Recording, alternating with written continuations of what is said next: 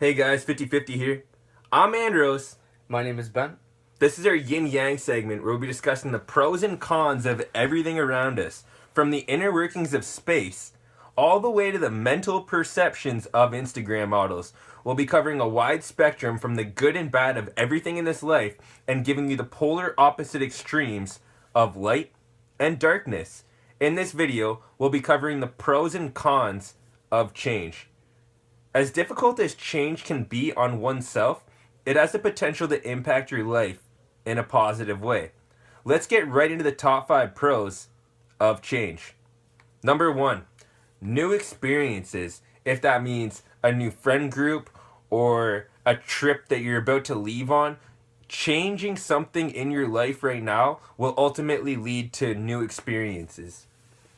Yeah, if you're kind of like the nerd or the shy guy at school, it might help you to go to a couple parties and not saying like do what other people are doing, but if you don't really have like that many friends, it wouldn't hurt to like ask mom and dad for some alcohol and go try to talk to a couple girls at a party. Go meet some new people. So what he's saying is get your parents to buy an underage kid alcohol and then go find some girls at parties and try to get yourself laid, and that'll ultimately lead to a new sexual experience that you've never had before.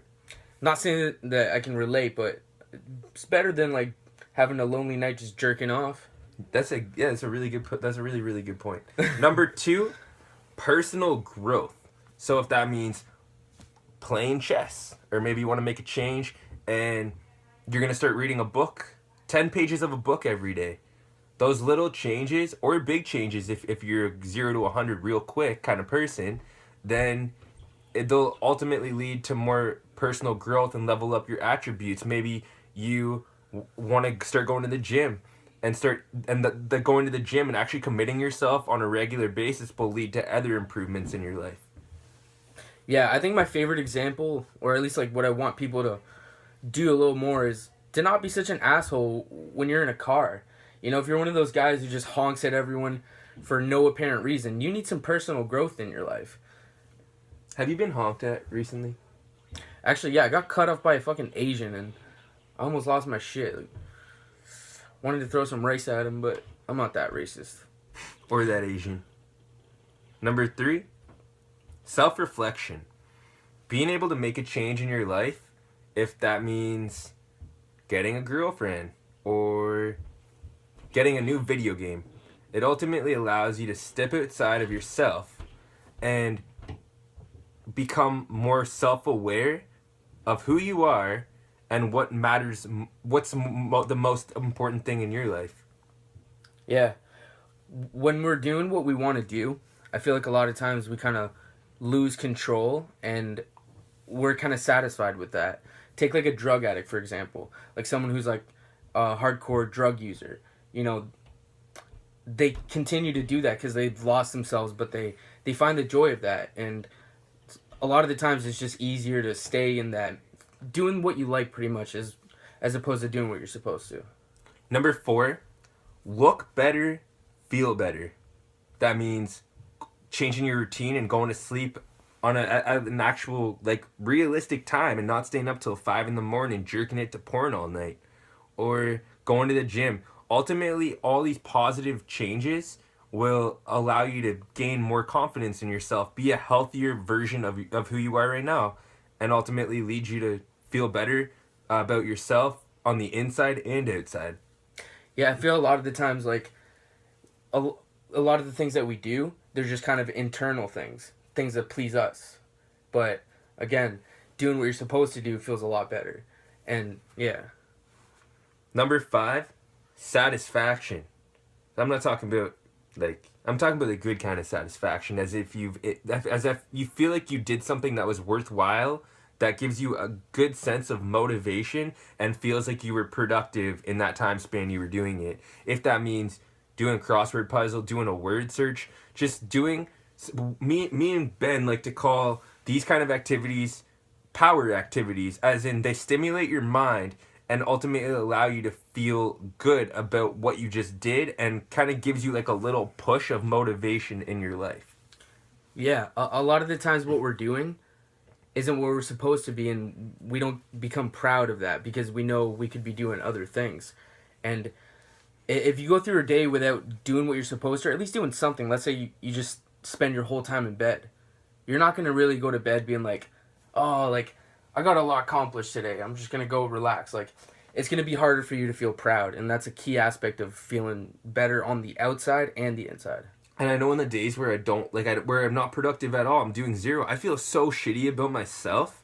Like, if I'm not doing something productive, then it's causing more anxiety on myself and more depression. So try to fill your free time up with things that are going to actually benefit you in the long run.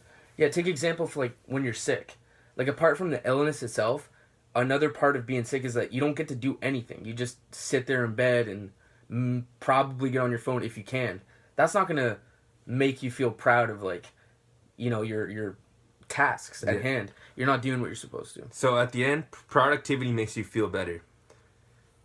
Changes for the positive definitely level up your character, definitely make you grow, make you smarter, make you more intelligent, make you feel better about who you are. So what I want you to do right now is go make a change. Go make a positive change. Maybe you're trying to quit smoking cigarettes. Even cutting back one a day will ultimately lead you to feel better.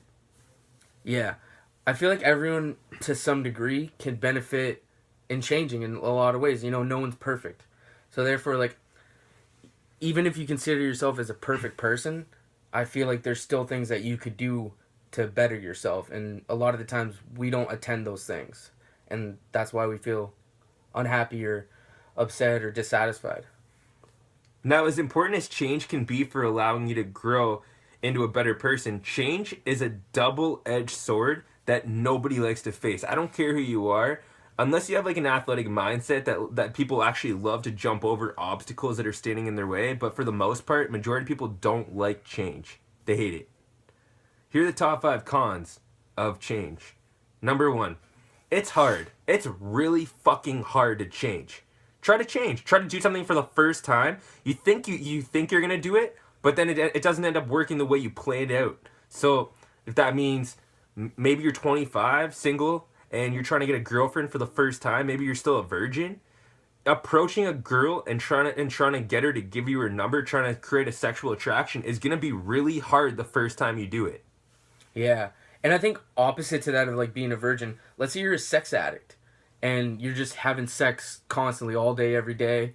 And then there just comes a day where you break up with your girl and then you're not able to get that for a while.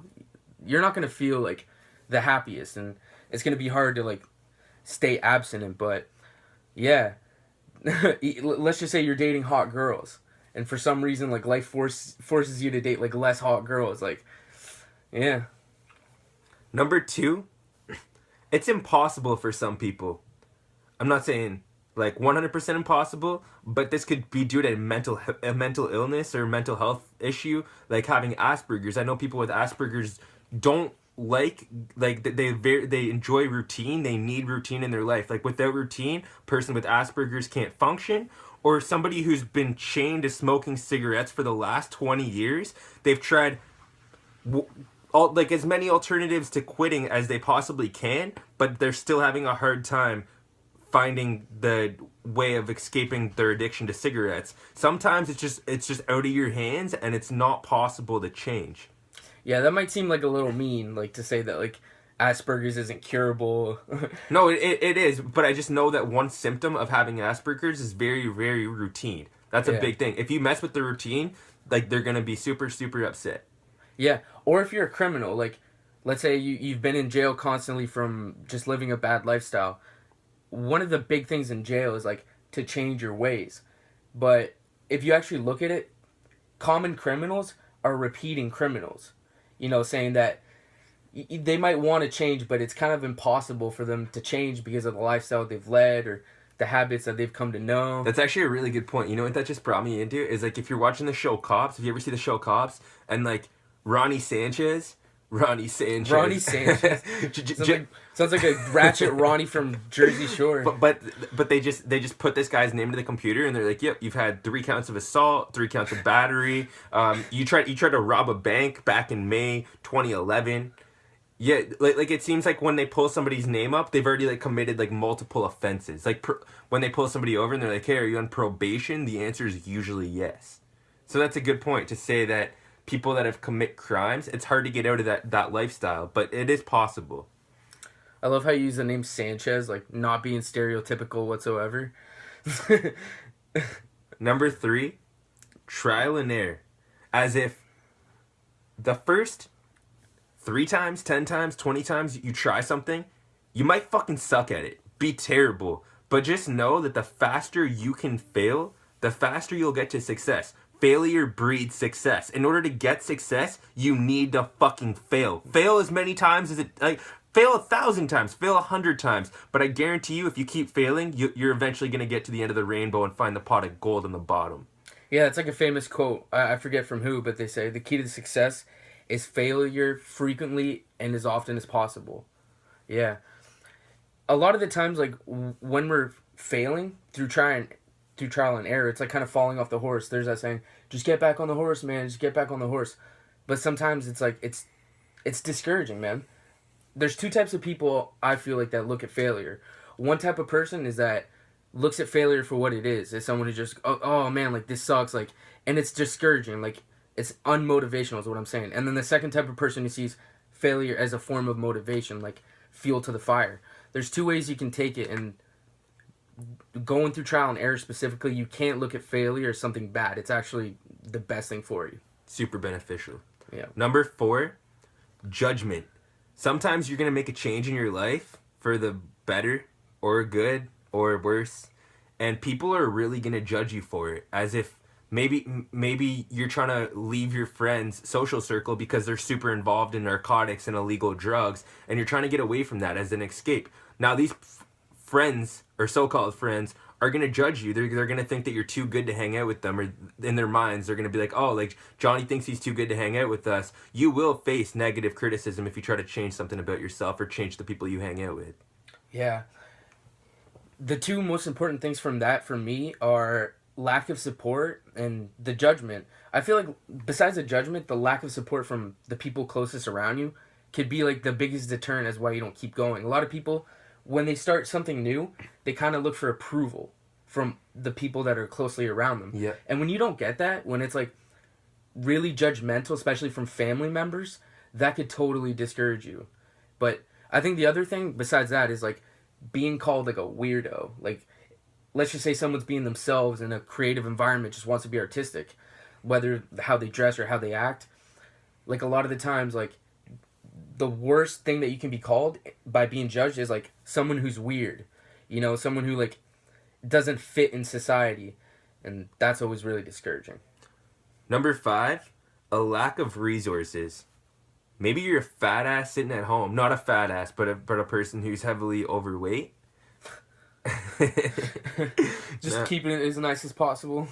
Now, if you don't have the money to go get a gym membership, or you don't have the money and you're working like a minimum wage job, you don't have the money to start buying healthier food, maybe you definitely want to change the fact that, and to stop eating pizza every single night, and maybe to replace that with a salad or some lean protein.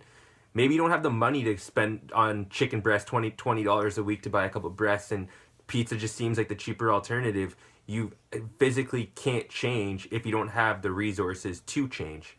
Yeah, it's almost like an immigrant family that wants to go to America, but their circumstances won't allow that. Or even if you're kind of an adult and haven't gone to college or university, and you want to, but you're just knee-deep in debt from mortgages, bills, you won't be able to. So a lot of the times it's not impossible that people can't change. It's just impossible for them to change because of their resources, no matter like who they are, how badly they want to change. So keep tight, and I know that eventually down the road you will find those resources that you need to change and become a better version of yourself. Now, negativity, negative kinds of change can really impact your way in your life in a detrimental fashion, and can destroy your mind. If you start hanging out with the wrong people, if you start doing things that you shouldn't be doing, it's gonna influence your life. It's gonna make everything hell. I know so many people that have changed the way they used to live and gone down a really bad path, and now they're in jail or dead. Yeah. Another difficult part of change is just like all the obstacles that you face, man. It's easy to make the decision. That's the easiest part, but to actually follow through on that, that's near impossible for some people. And a lot of people spend lifetimes trying to achieve change or wanting change, but never fully get there. And it's unfortunate. Like, not only do you have to decide you want change, but you kind of have to like suck up all the things that come with it, and they're not always the most pretty or the easiest. And it sucks because if you're trying to make a change for the better, it's gonna be tough to do it in the beginning. Like it's not just gonna be like an easy walk in the park. Like, oh, I'm just gonna start making a change. I'm gonna be like this. But you're not like that. So you're gonna have to learn to get like that in order to change. And it sucks. So just think of yourself as like eating shit for a little while, but know that on the other side of eating shit, there's a nice garden full of roses. Actually, you know what you're talking about specifically? The difficulty? Overcoming that is developing a habit. And that's when change actually becomes easy. I feel like the hardest part about change is not even the obstacles, but making it a habit. Because when you change, or when you want to change, because you're in a certain routine, you're in a certain habit, and you want to change it. Habits are not easy to leave. No. But take that 25-day recommendation from like scientists and doctors that they tell you.